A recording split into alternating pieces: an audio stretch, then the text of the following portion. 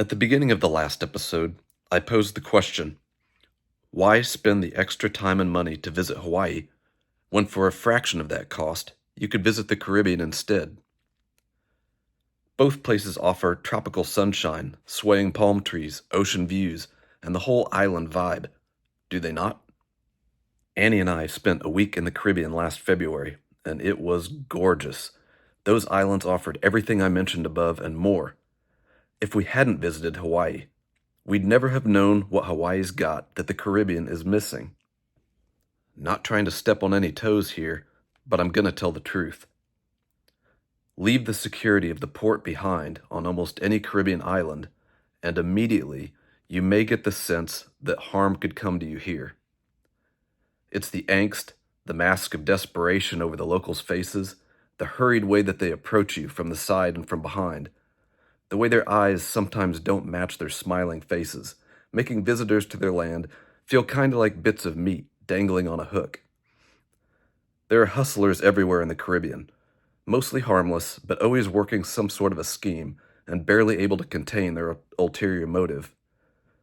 The Caribbean, while beautiful to behold, can sometimes be a little scary.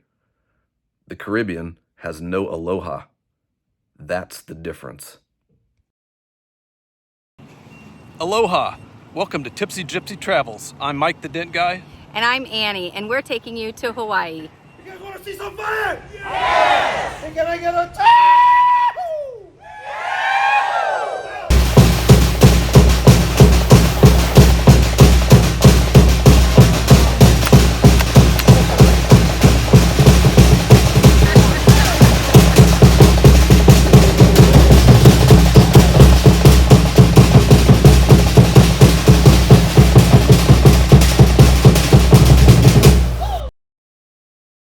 Skull Island, home of the mighty King Kong, is actually the remote jungle island of Kauai, which has been the set for over a dozen major films, including Jurassic Park, Pirates of the Caribbean, and the opening jungle scenes in Raiders of the Lost Ark. Kauai is the most remote of the major Hawaiian islands, both in its trailing position in the archipelago and in its resistance to ever be tamed, its utter inaccessibility. Much beyond its civilized harbor, there's only jungle, desert, and a massive canyon system. If King Kong is pounding his chest out there somewhere, we wouldn't know about it. Going into our trip, I was probably most excited about exploring this wild place above all the other islands, but at the time we booked our shore excursions 3 months before our embarkation date, the best excursions had been picked over, so we never even got a glimpse of the Nepali Coast. In an earlier episode, I mentioned that it's best to book your excursions immediately and not wait too long after booking your cruise. This would be why. Hawaii is a very safe place, but the reason we typically book excursions through the cruise line instead of going DIY or through third-party transactions is the cruise line is liable if bad weather conditions prevent your excursion, and if something happens on an excursion that delays your return to the ship, be it a flat tire on a tour bus or anything else, the ship will not leave the pier until you are brought back aboard. If you're not booking an excursion through the ship, it might be cheaper, but if things go south on your little adventure, you'll come back to an empty pier. For the most part, cruise ship excursions are ridiculously safe, maybe too safe. I'd honestly be more worried about any valuables you left back aboard the ship during your port of call. But in regards to safety, here's a few tips I thought of. Inside your stateroom, they also provide a little safe inside a cabinet where you can lock your valuables up. But we don't really bring anything valuable onto the ship other than our wallets and our passports. Those are the most valuable things we own here. Feel free to steal my underwear and socks. Aloha. And on that note, these 2 items go with me everywhere I go anytime I leave the stateroom on the ship, because all they have to do is open your wallet, take a photo of your credit card, and they've got it. And passport theft is definitely a thing. So take care of these 2 items. Fun fact, on your balcony of your stateroom, you've got a wall on each side, which I thought was just a wall for privacy. But if you look right up there, what you see is a hinge, and up there, another hinge, because these are actually doors on either side, where crew members can open these doors and swab the decks all the way down the side of the ship. So there was one day I was changing in the stateroom, and I just see a random dude just walk by on my balcony. I'm like, what the hell? And I go out there and open the doors and look, and he'd already shut the doors, so I thought, must have seen some sort of ghost, till I figured out what's going on. The point of all this is lock your balcony when you leave the room, because somebody could just walk down the side of the ship, come right into your room, take your valuables, and walk right back out, and you would not know who that person was. I mean, there could be 50 guys out there doing that job on any given day. So if you're gonna, I really doubt theft is a big issue on these ships, but if you're gonna get robbed, that's probably how it would be. It's not gonna be your steward of your floor, because those are pretty solid people. The shore excursion we picked for Kauai described itself as a riverboat tour to Fern Grotto and Waimea Canyon, the so-called Grand Canyon of the Pacific by none other than Mark Twain. It mentioned moderate hiking, and that lunch would be served, with traditional Hawaiian dancing and singing as our entertainment. That all sounded pretty good, right? We took it to mean an all-day riverboat tour through the jungles, but that was far from the case. The excursion should have been more accurately described as all friggin' day stuck on a bus in heavy traffic with 3 short stops along the way, the last being a 20-minute boat ride.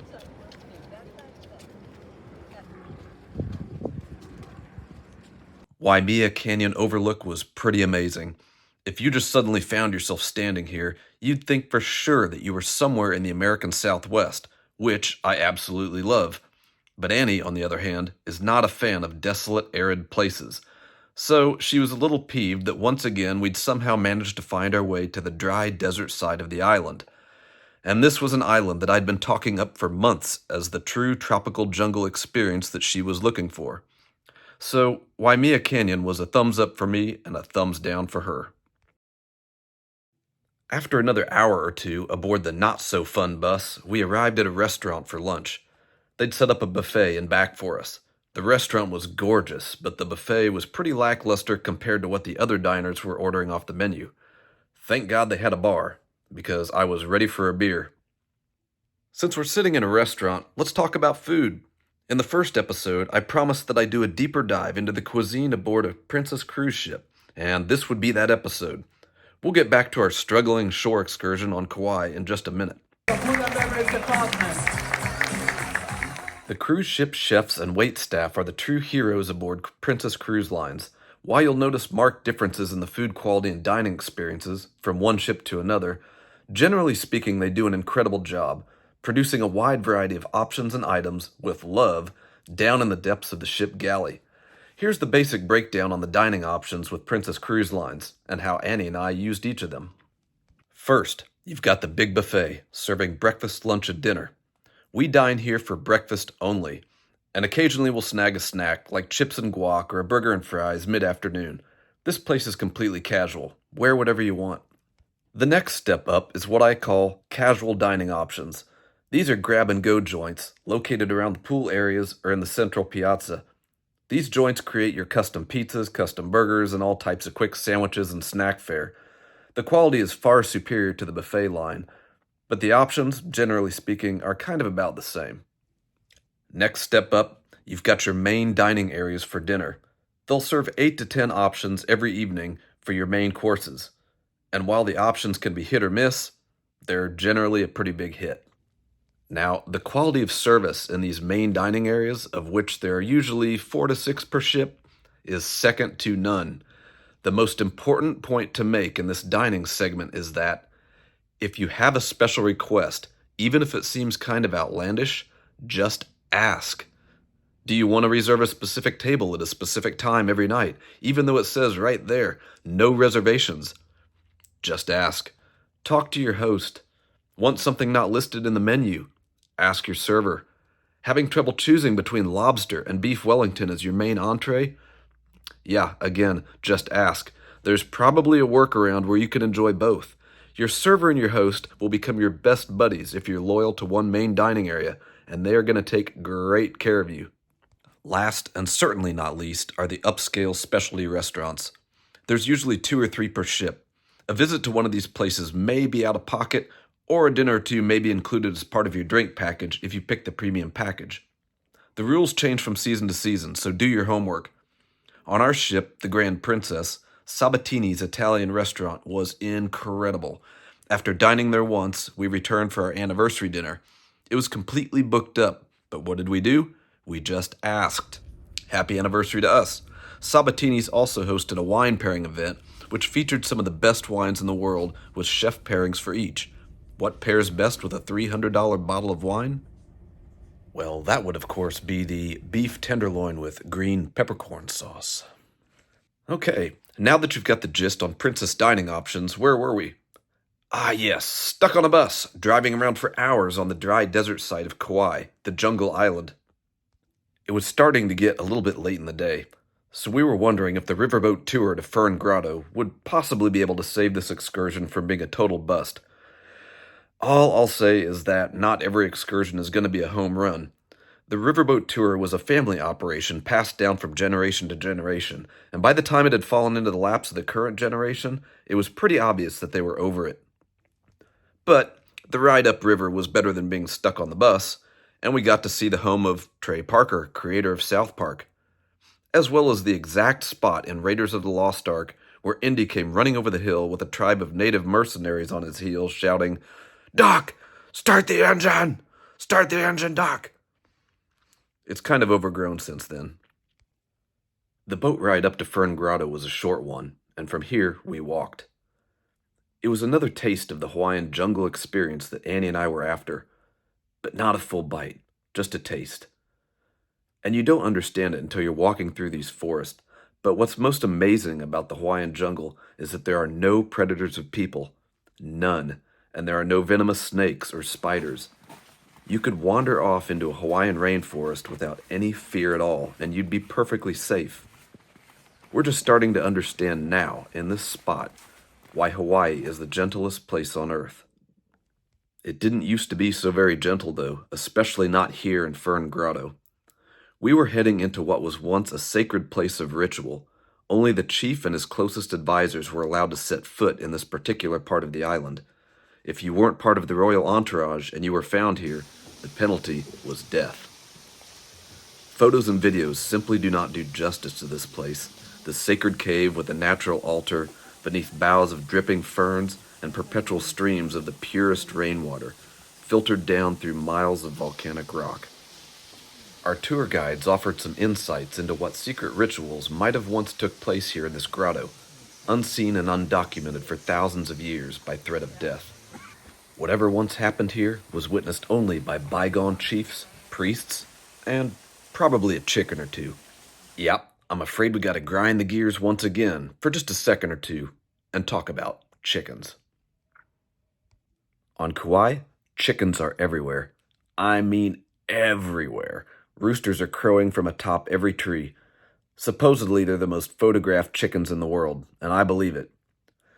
The reason for this is twofold, maybe even threefold, since they were brought here originally by Polynesian explorers thousands of years ago. But by the year 1992, the island of Kauai had entered its own version of the modern age, and just about everybody on the island had a chicken coop.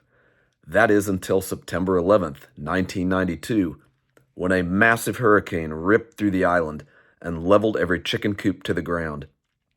That's right. September 11, 1992 was Chicken Liberation Day in Kauai.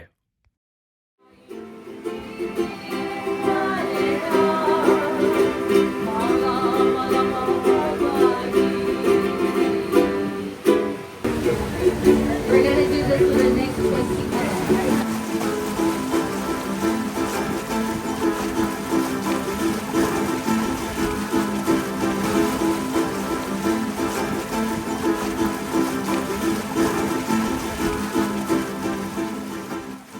I hope you enjoyed the third installment of this 5-part series. If so, please like and subscribe, and more content is coming. You especially don't want to miss the conclusion of this adventure over the final 2 episodes. This is what we've all been waiting for.